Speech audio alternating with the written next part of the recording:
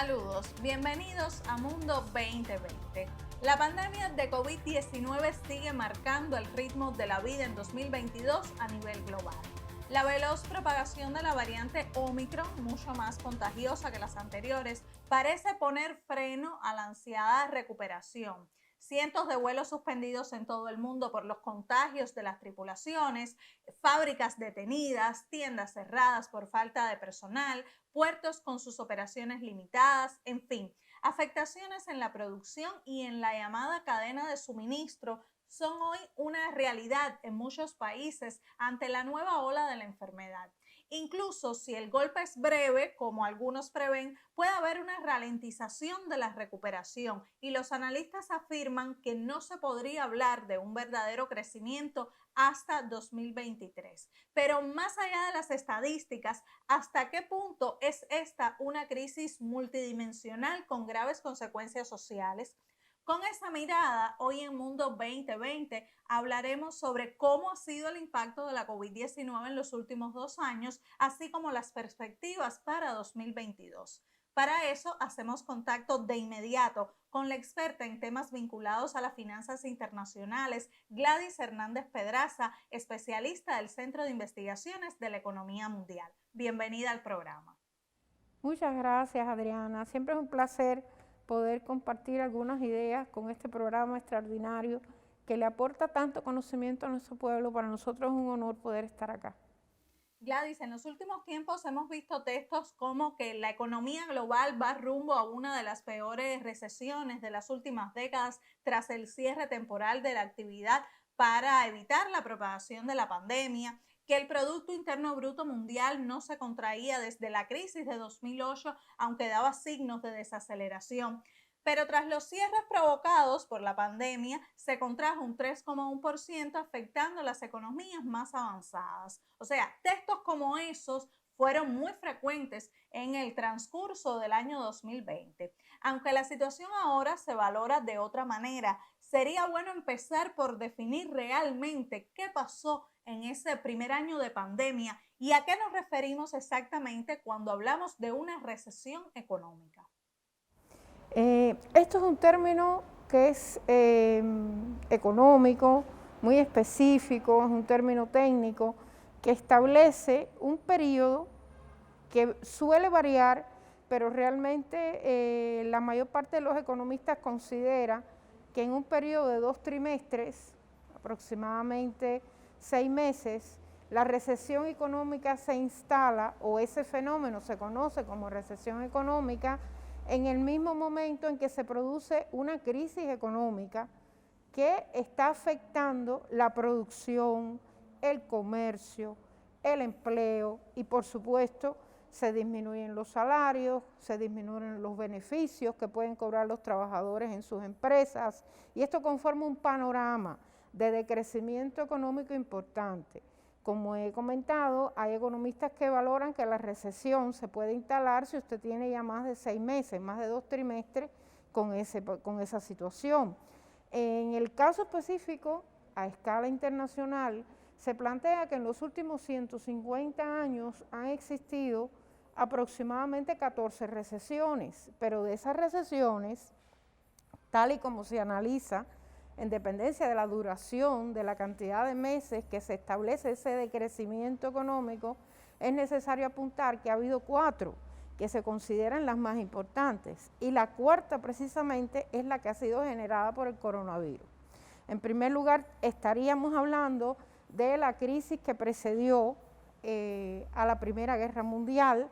Después estaríamos hablando de la crisis entre el 30 y el 32, la Gran Depresión. En tercer lugar, estaríamos hablando de la crisis que fue posterior, el periodo de recuperación propiamente de la Segunda Guerra Mundial, 1945-1946, y la cuarta recesión más importante que se ha evaluado recientemente, precisamente la provocada por el coronavirus. Recesión en esa magnitud, en la misma medida que se produce un decrecimiento económico tan grande a escala global, donde se ven impactadas todas las naciones, tanto desarrolladas como subdesarrolladas, pues tenemos, por supuesto, una situación desde el punto de vista de la producción global, interrupciones con las cadenas de producción internacional, interrupciones desde el punto de vista del transporte, y eso genera toda una situación económica grave que llevó a que en el año 2020 específicamente, que es el año más grave que estamos analizando, el decrecimiento económico global estuviera en el orden del 3,5%. Esta es la situación que tuvimos en el 2020, diferenciada por países. Hay regiones donde el decrecimiento no fue tan grande. Por ejemplo, en relación a las economías desarrolladas, los decrecimientos fueron importantísimos. En el caso de Estados Unidos, pudiéramos señalar que el decrecimiento en el caso del 2020 fue del orden del 3,4%, en el caso de la zona euro fue del 5,8%, en el caso de toda Europa aproximadamente 6,4%, y así consecutivamente, o sea, las grandes economías se vieron gravemente impactadas y las regiones subdesarrolladas también. La región que menos decrecimiento experimentó en ese contexto fue precisamente la región asiática, donde el decrecimiento estuvo en aproximadamente un 2,8%. E incluso en el caso de África, el decrecimiento fue de 1,7%. América Latina, donde tuvo esa suerte, realmente América Latina fue la región dentro de los países subdesarrollados más afectada, con un decrecimiento del 7%.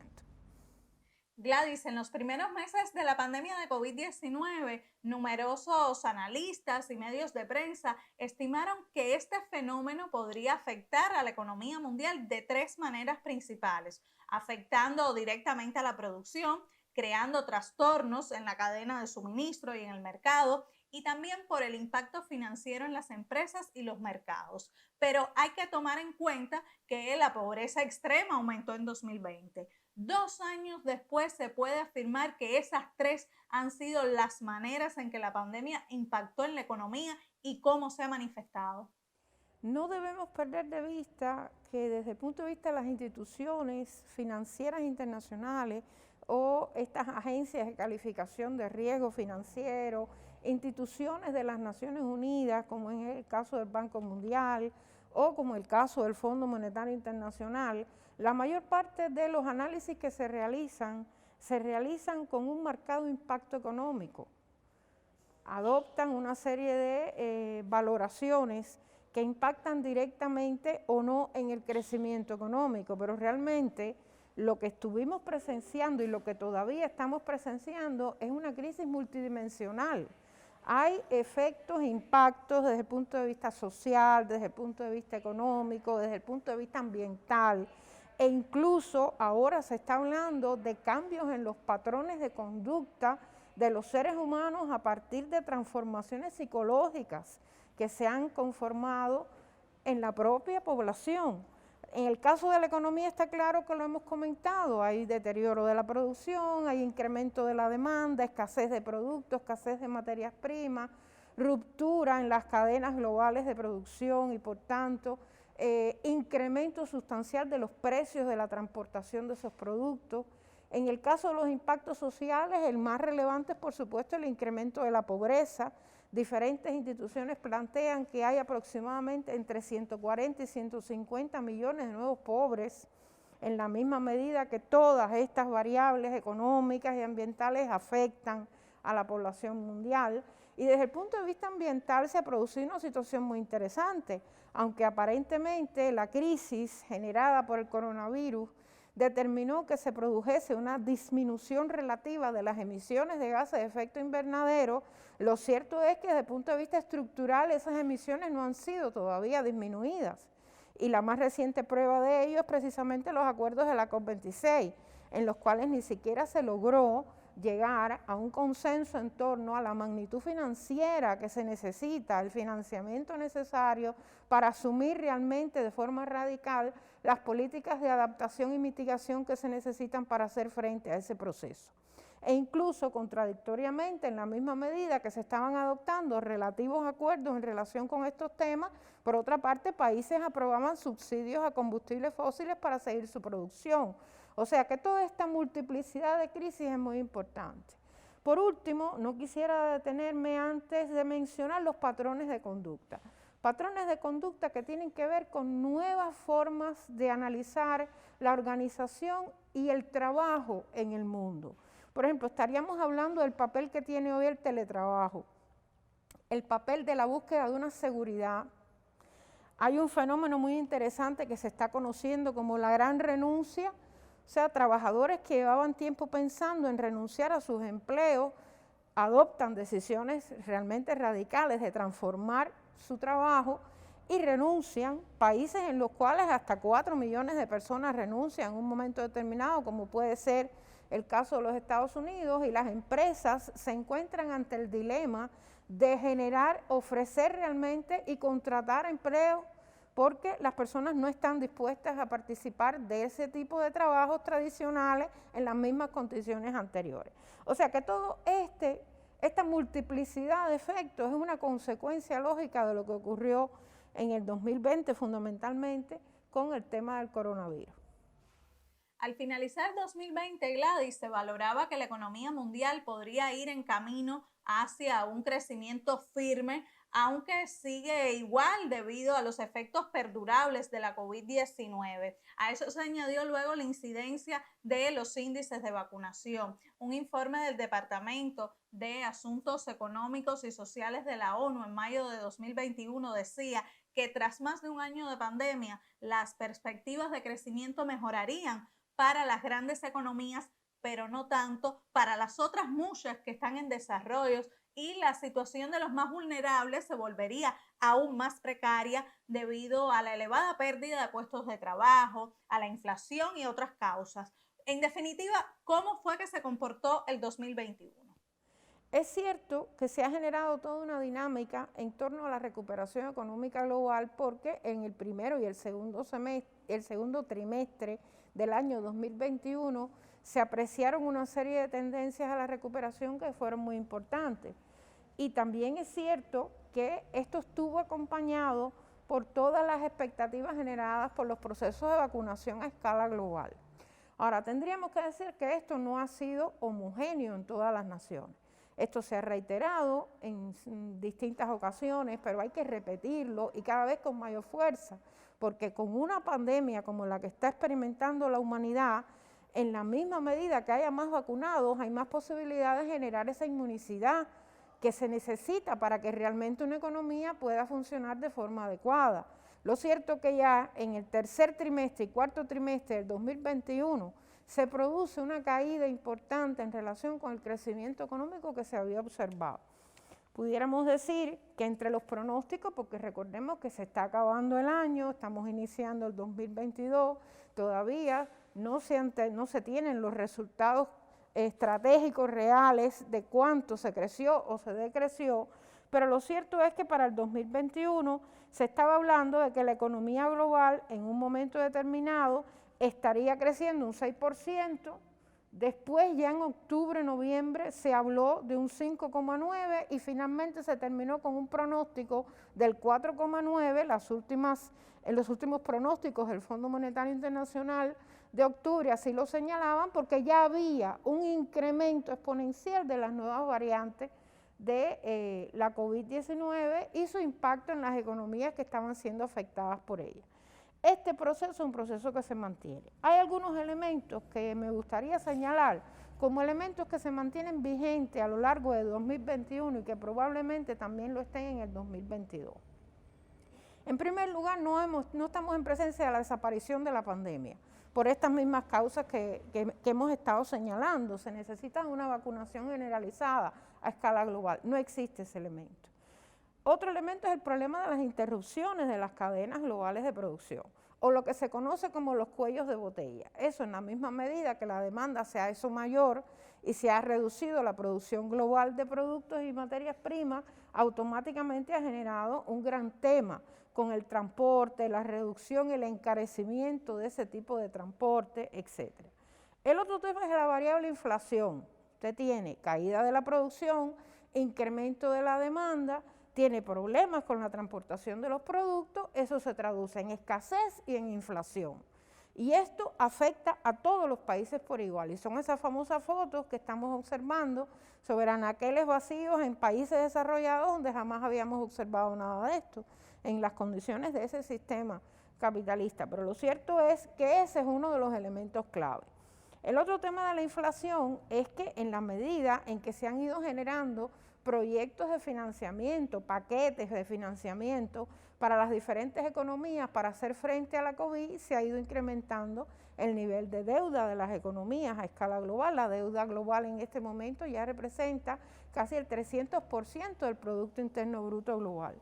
Y es importante porque existen otros fenómenos como son las tensiones geoestratégicas que estamos presenciando, presiones ante el impacto de los fenómenos del cambio climático, y todo esto son tensiones que han estado presentes a lo largo del 2021 y que probablemente se repitan en el año que estamos iniciando, y que hará que la recuperación económica sea mucho más difícil de lo que inicialmente se ha estado pronosticando desde el año 2021, inicio por todas estas agencias internacionales.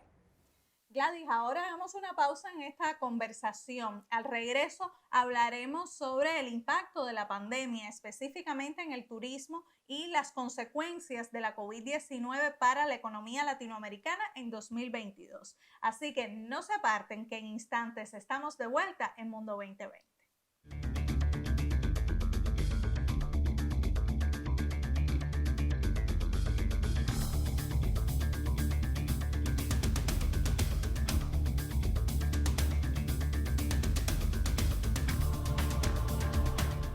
Seguimos conectados en Mundo 2020. Hoy analizamos el impacto económico y social de la pandemia de COVID-19 que ya afecta al mundo hace 2 años y su fin aún no se vislumbra de forma certera, entre otras cuestiones por la desigualdad en el proceso de vacunación. De hecho, a fines de 2021, economistas del Fondo Monetario Internacional y de la Organización para la Cooperación y el Desarrollo Económicos advirtieron sobre una ralentización del crecimiento económico mundial en ese año. Sin embargo, mantuvieron sus perspectivas para 2022, aunque advirtieron que las variantes del coronavirus SARS-CoV-2 causante de la COVID-19 podrían hacer descarrilar el crecimiento e insistieron en la necesidad de vacunar rápidamente a la gran mayoría de la población mundial. En el caso de América Latina y el Caribe, la CEPAL proyectó una desaceleración en su ritmo de crecimiento económico en 2022 de hasta un 2,1%, luego de crecer 6,2% como promedio en 2021. Según la entidad adscrita a la ONU, este proceso ocurre en un contexto de importantes asimetrías entre los países más desarrollados y aquellos que no lo son tanto, por la capacidad de implementar políticas fiscales, sociales, monetarias, de salud y vacunación para una recuperación sostenible. Justamente en la región latinoamericana, entre las naciones con más dificultades de recuperación están aquellas cuyos ingresos se deben en gran medida al turismo. Un informe de la Conferencia de las Naciones Unidas sobre Comercio y Desarrollo, UNCTAD, publicado a mediados del 2020, estimaba que la caída del turismo internacional debido a la pandemia del coronavirus SARS-CoV-2 se traduciría en la pérdida de más de 4 billones de dólares en el Producto Interno Bruto Global durante los años 2020 y 2021. Y retomamos entonces el diálogo con Gladys Hernández del Centro de Investigaciones de la Economía Mundial para que usted, Gladys, nos explique ¿cuán grave fue la caída del turismo, sobre todo para los pequeños países de América Latina y el Caribe que dependen de esa actividad económica? Bueno, hay algunos cálculos que señalaban que aproximadamente 4 billones de dólares se habían perdido por concepto de las pérdidas del sector de turismo a escala mundial. Si nosotros unimos esto a estas nuevas expectativas que tiene la población mundial con relación a la seguridad, otro elemento adicional es con relación al ahorro. Muchas personas en el mundo no tenían esa costumbre de ahorrar, porque realmente el consumo en la mayor parte de las sociedades a escala global es determinante y es preferible consumir que ahorrar. Y sin embargo, con la pandemia, muchas personas a lo largo del planeta se han enfrentado a una cruda realidad. Han perdido sus trabajos, han perdido la seguridad social de que disfrutaban, y muchos han perdido sus viviendas, y en ese contexto los ahorros pasan a tener un papel fundamental. Y si usted ahorra, entonces usted no puede tener el mismo consumo que tenía anteriormente. Por tanto, es muy interesante las tendencias que se observan en relación con el disfrute de los servicios tradicionales. Y entre esos servicios se incluye el turismo. Las personas, además de tener temor para viajar, entonces comienzan a tener otro tipo de actitudes hacia el ahorro. Y en ese contexto hay estudios que plantean que puede disminuirse los volúmenes de turismo tradicionales en tanto y cuanto no se estabilice una situación global importante. Eso no quiere decir que los países renuncien a sus políticas turísticas, de turismo, de desarrollo del turismo, porque realmente tal vez no provenga el turismo de determinadas regiones del cual provenía con anterioridad, pero puede provenir de otras.